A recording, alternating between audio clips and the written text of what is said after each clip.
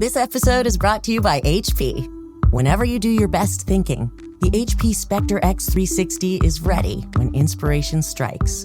With power save for battery life and focus mode to multitask, you can do your best thinking whenever and wherever it happens. The HP Spectre X360 2-in-1 convertible PC with Windows 10 saves battery life for whenever an idea hits you. HP Spectre X360, a more thoughtful laptop. And if you're competing against someone who's going all in with every resource they have, and you're only going half in because you're half in and you're half fucking out, guess what? You're gonna lose. Hi, I'm Madison Mullen-Kircher. And I'm Rachel Hampton, and you're listening to ICYMI. In case you missed it, Slate's podcast about internet culture. Today we're starting off with a tweet from one of our listeners. Thank you to Renee, who was in our mentions asking, are y'all or any of your audience noticing the TikTok algorithm got very weird last week? It felt like they hit reset on my preferences file and were testing a bunch of content. Like, I'm not mad about this one, but I have questions. I dream of never being called resilient again in my life. I'm exhausted by strength. I want support. The TikTok Renee is not mad about is a compilation of videos of a person dressed like what I believe is a possum? Yes. With a papier-mâché possum head? Can confirm it's a possum. Cannot confirm what the fuck this video is or why Renee is receiving it. I also cannot confirm whether Renee is listening to me like the government is through my phone, Rachel. But it really does sound like she is because I had this exact thought both this morning and last night. I was going through TikTok, as one does, for their job, hosting an internet culture podcast, and not because I have an addiction. Of course. Of course. Same. And I did not understand what was happening. I have not seen this random of a mix of videos since I joined the app. And I was just like, TikTok didn't know me. I didn't know her. She didn't know me. And it seems like she once again does not know me, would not recognize me if I was walking down the street because the videos I was getting made no sense. I have not skipped this many videos in as short amount of time as I did last night since I've been on the app. We have a couple of guesses, Renee, as to what potentially has screwed your For You page. TikTok recently introduced 3-minute videos, which could mean the algorithm is working harder to figure out what people want a lot of, because I don't know about you, but I very rarely watch a full 3-minute video, even if it's exactly in my Venn diagram of interests. Same, which is really sad because I know people are really putting effort into these, but I don't go to TikTok to watch 3-minute videos. Also, TikTok recently introduced the ability to fast forward through videos, which on our last episode, we talked about the Wall Street Journal investigation as to how TikTok figures out what you're interested in, and it's how much time you spend watching a video. I can only imagine that is getting fucked with by the fact that people can now fast forward through a video. Our third possible option for what's going on with the For You page? Aliens. I mean, case closed. Case closed. I see why my PI is on the case. Case is closed. We did reach out to TikTok to ask if perhaps something had come unplugged in the algorithm over the weekend, because that's how algorithms work, right? It's just like a big computer with a bunch of wires. There's a ghost in the machine. And TikTok said, nope, nothing of the sort, and directed us to an informational blog post about how they diversify recommendations for users over time as a way to figure out what is popular among a wide range of audiences. They'll show you some sort of assemblage of random videos, like, say, human possum papier-mâché nightmare fuel. And also, like we talked about in our last episode, they'll show you from time to time videos that have very few likes from small creators on topics you haven't indicated you're interested in, as a way to test maybe you are interested in those things. Possums eating sandwiches. I mean, Renee did say she wasn't mad about it, so perhaps TikTok has merely just opened up a new form of content that Renee can be interested in. However, seems fake, I'm not gonna lie. I think something went wrong. I think a wrench was thrown into a machine somewhere at ByteDance headquarters, and the algorithm is just spitting random shit out. Before we get into it, this episode does contain discussions about eating disorders, body dysmorphia, diet culture. If that's not for you, feel free to sit this one out. Now, today's topic is, let's say, challenging. It's an understatement. Do you want to be a better leader at work? A better parent? Make more money? Be more confident? Take control of your life? Well, great. Have we got an opportunity for you? But only if you're tough as nails, made of iron, willing to sweat and cry for it. Welcome to 75 Hard, the fitness plan-ish thing that's taking TikTok by storm. Ew. Did you like my infomercial voice? I did, but I hate in what service it was being used, you know? Because this sucks. 75 Hard was created by marketing genius, perhaps villain of the week, Andy Frisella. And it's basically the most restrictive diet exercise plan that you can think of. Multiple daily workouts, mandatory reading homework, a gallon of water every 24 hours. If you hear a lot of slurping throughout this taping, that's because we're armed with gallon jugs of water. We're trying, and probably failing, this thing is heavy, to get through over the course of recording this episode. I would just like to say I did not suggest this stunt. You gonna take a drink or what? You got a long way to go. I guess. This feels like a hazing challenge.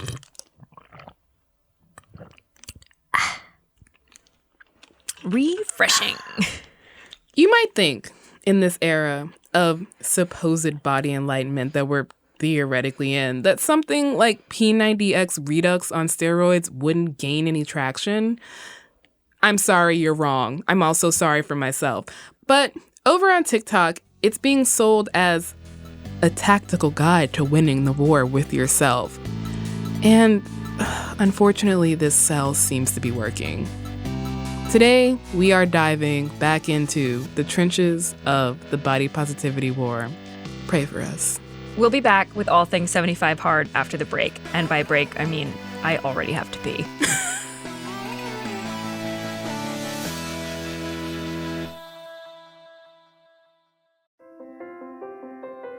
Hey listeners, we know that creativity is a central part of what you do, whether it's your profession or your passion. And so, we wanted to pass on a creativity hack from our friends at the Spark and Fire podcast. Create emotional muscle memory for the works you love. Rather than trying to watch every great movie, try watching the ones you love 10, 20, or 30 times. This lesson comes from Spark and Fire's episode with filmmaker Ryan Johnson about the creation of his hit film Knives Out. With stories from acclaimed designers, musicians, actors, and more, Spark and Fire is a great tool to help unlock your creative potential. Listen and learn with the Spark and Fire podcast. Available now wherever you listen. When you feel confident, you feel like you can do it all. And who says you can't? Whether you're running, biking, doing yoga, swimming, or just sitting on your couch, Girlfriend Collective has clothes you feel your best in, no matter what you're doing. Girlfriend Collective is sustainable, ethically made activewear for everyone. And I swear this wasn't planned. I'm wearing their Paloma bra as a crop top right now. It's extremely comfortable. And it's cute, just like their leggings, shorts, tanks, tees, swimsuits, and more. My favorite thing, though, is their sizing. It's inclusive. It ranges from an extra, extra small to a 6XL, and they use models who fit all of those sizes, which makes it extra easy to see what a piece of their clothing is going to look like on your body. They use recycled materials to make their clothing, and shipping is 100% recyclable. Join the collective today. For listeners of the show, Girlfriend Collective is offering $25 off your purchase of $100 or more when you go to girlfriend.com/online. That's girlfriend.com/online.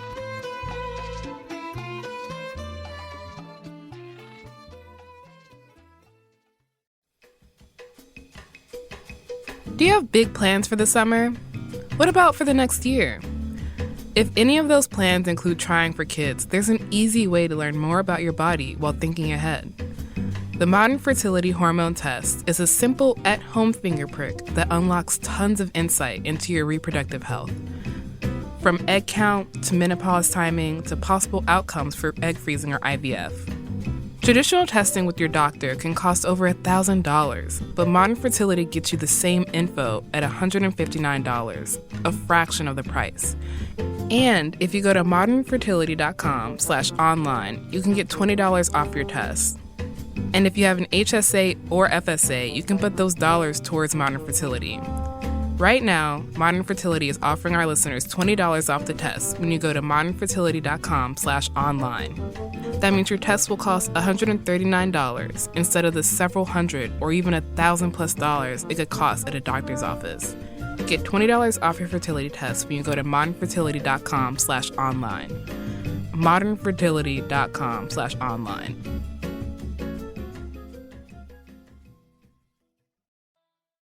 And we are back. Rachel, drink some water. Again? Time to chug. I'm so tired of water. I'll never drink water again. Yeah. I don't think that's going to work out great for you.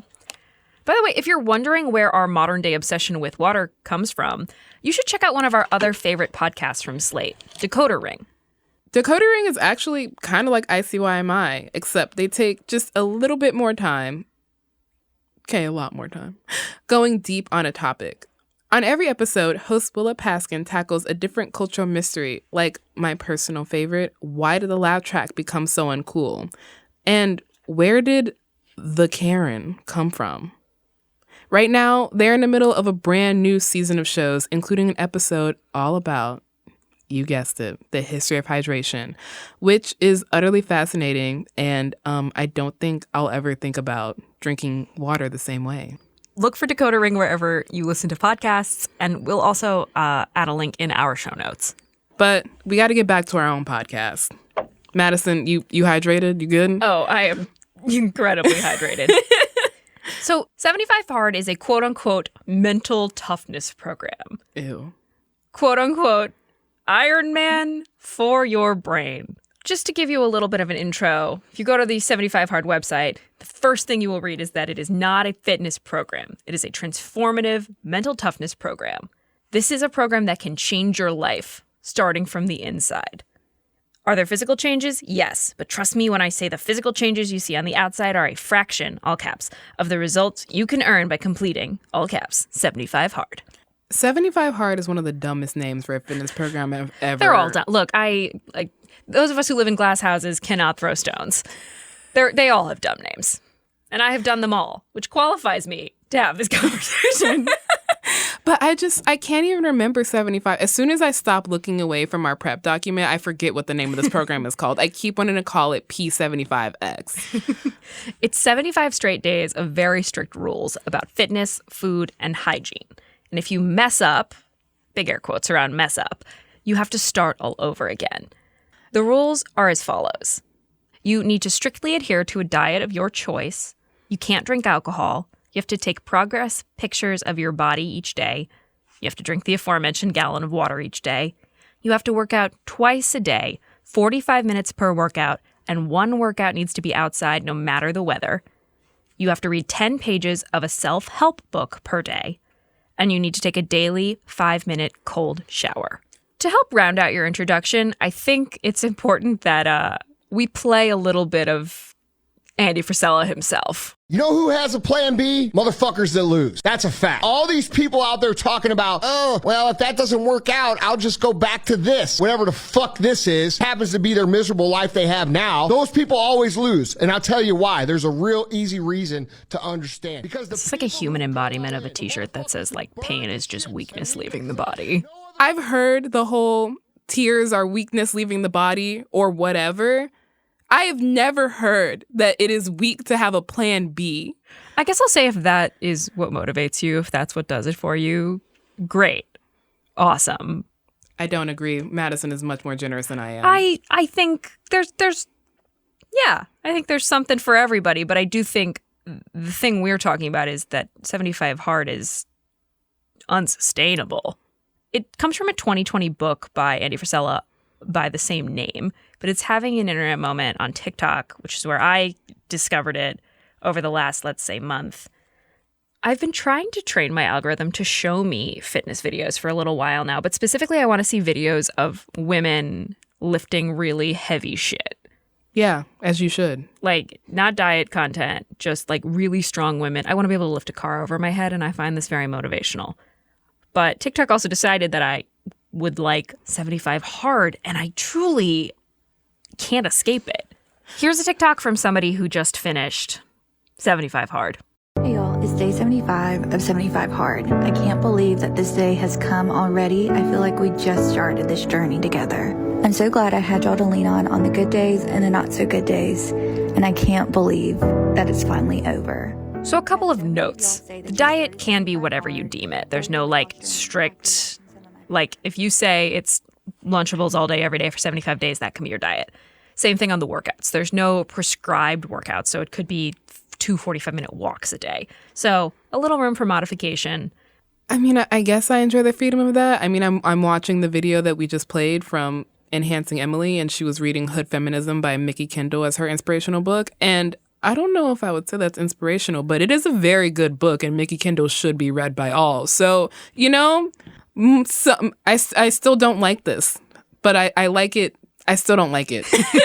Okay. Before we get into our actual episode, we're going to drink some more water. It's I would good like for to you. say I am not anti-water. It's good for I am you. anti-chugging water.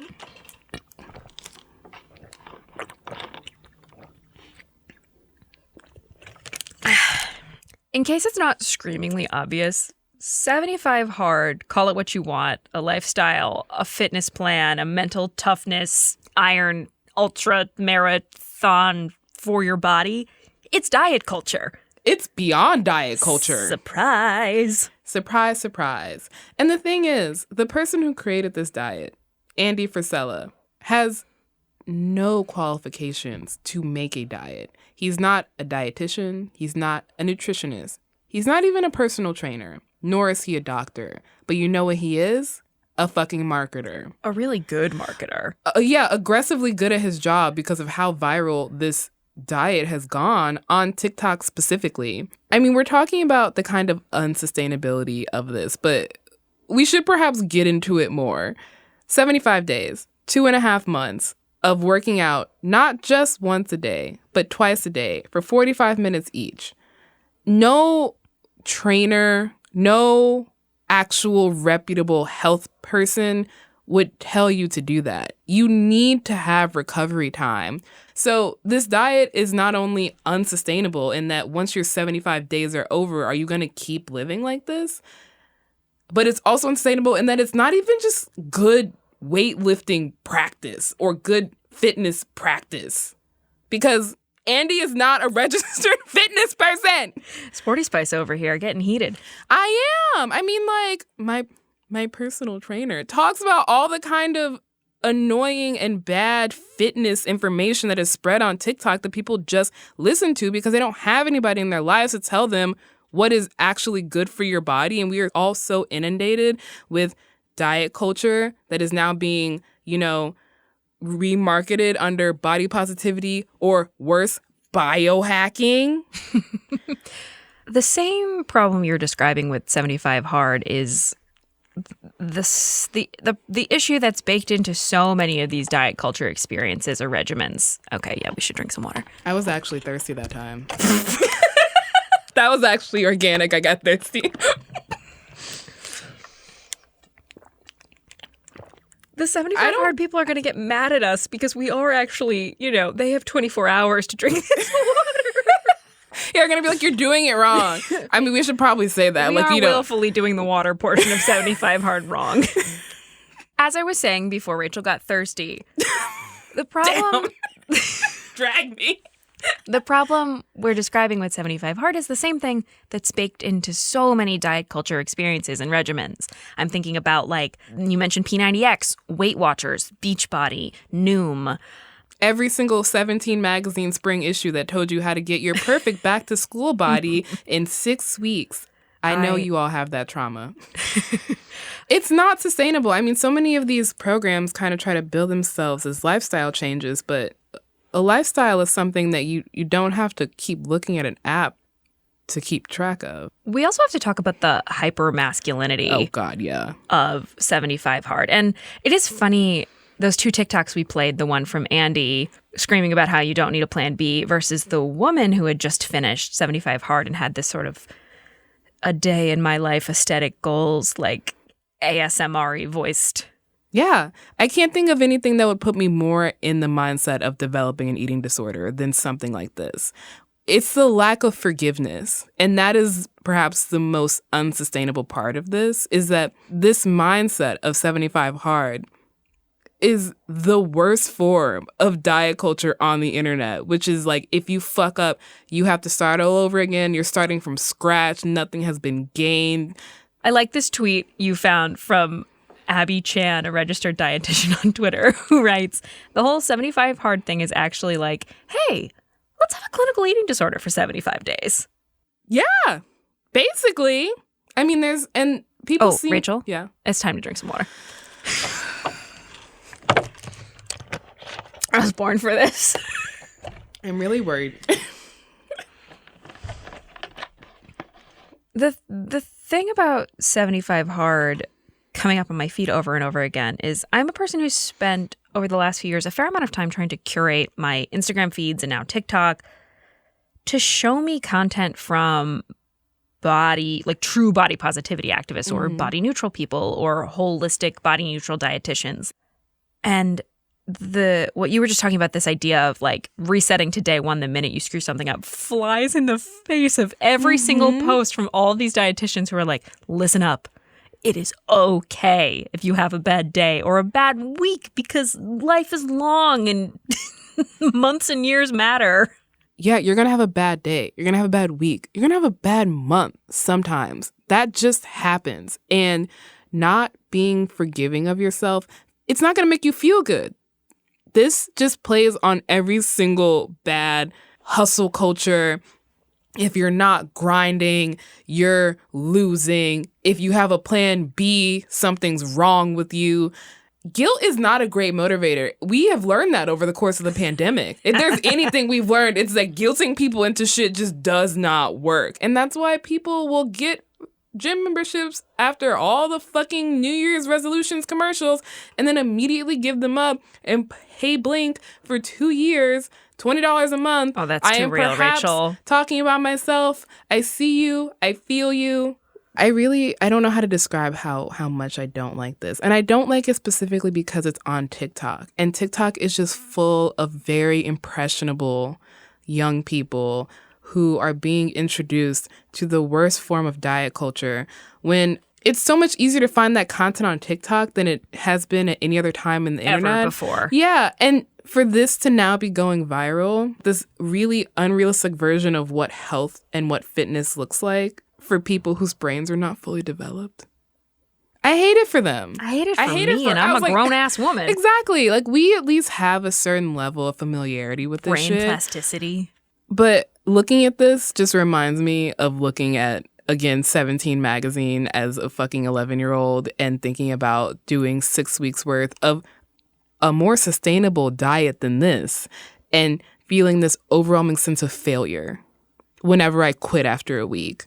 Rachel, you are not alone in these feelings, and there is a growing movement of people on TikTok who are doing what they have branded 75 soft. 75 Hard's wimpier cousin. Wimpier or perhaps more sustainable.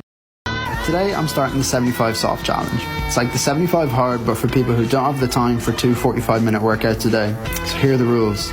Eat well and only drink on social occasions.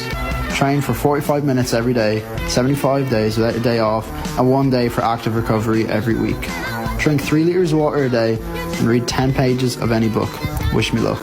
I am a person who loves a shtick, who loves a thing, who loves when a thing has a name. So what I'm saying is there's a universe where I become a 75 hard bitch.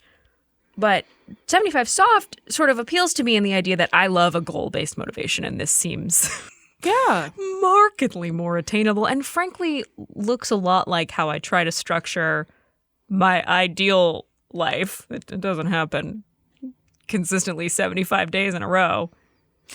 But it's about trying. I mean, I'm thinking of actual goal-based fitness programs that work. So Couch to 5K, which I know multiple people who have tried. Have used, and then I ran a marathon. Exactly. And it's a program that is forgiving of life getting in the way, because it will. That is what life does. You are not weak if your life gets in the way. So 75 soft seems like a gentler, kinder, more sustainable thing. But even that still has this baked in time constraint. What comes after day 75? The whole point of a true lifestyle change is making something, I'm not going to say the S word again, but you know what I'm saying. And that's the downfall of literally all diets. I know we've alluded to this, but just disclaimer, we are not experts in any of this, but are people who have existed as women on this planet for several decades, which I think is its own sort of expertise. Oh, yes. Doctorate degree. I have a doctorate degree in trauma. Making aggressive and drastic changes in a short period of time, like 75 days, that's fine, but you got to think about day 76. Are you finally taking your first rest day of 2.5 months? Are you eating an Oreo? What exactly is happening here? Are you going to feel guilty about either of those things? Because you shouldn't. 75 hard is a recipe for guilt. We've talked about body positivity, and this is one of the kind of new forms it is taking. It is deeply sneaky and baked into society. None of this is new, but it's newly trending, and it's just diet culture in a different costume on a new social media platform with a slightly different twist. You're not dieting, you're self-improving, you're getting tough, you're training your brain. Which you're increasing your mental toughness. That's what I do when I do the Sunday crossword puzzle in pen. Ooh. I didn't say I got it right. I mean, but you tried, and that's what's important. I do. That's really the whole... That's the moral of this whole episode. You tried, and that's what's important. Because you know what's actually 75 hard? Having a body, feeding it, hydrating it. Ooh, while you're there. Oh my God. You said it.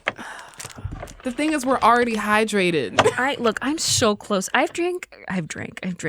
I have consumed probably 3/4 of a gallon of water in the last hour. I've drank is grammatically correct. Oh, great. I've been drinking.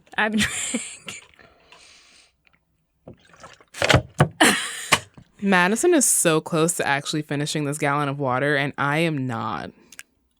I'm possibly too. This is what I'm saying. There's a world where I'm a 75 hard girl.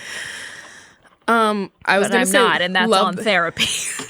We love therapy, but listen, living in the world is hard enough. Feeling no kind of way about the way you're feeding your body or living in the world, I am pretty sure impossible. I've yet to succeed since I was about 12 years old. So try that for 75 days and get back to us. That's the real 75 hard. Feeling good in your body for 75 days. Try that one out. You need to take that shit, crumple it up, set it on fucking fire, because all it's going to get you is more of what you already have.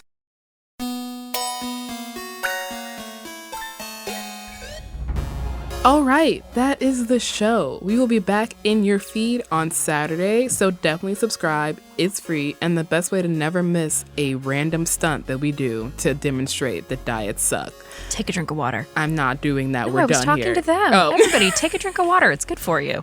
While you're drinking some water, leave a rating and review on Apple Podcasts. Tell your friends about us. Tell your friends to drink some water. You can follow us on Twitter at ICYMI_pod, which is where you can also tweet us your questions like, why the fuck is your TikTok algorithm messed up? And we'll attempt to answer it. You can also always drop us a note at ICYMI@slate.com. Who knows? You might be on the show.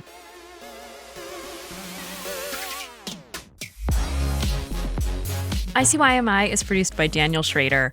Our supervising producer is Derek John. Forrest Wickman and Allegra Frank are Slate's culture editors. And Gabe Roth is editorial director of audio. See you online. Or not. Are you about to finish? 75 hard! I need to go to the bathroom. I was like, please.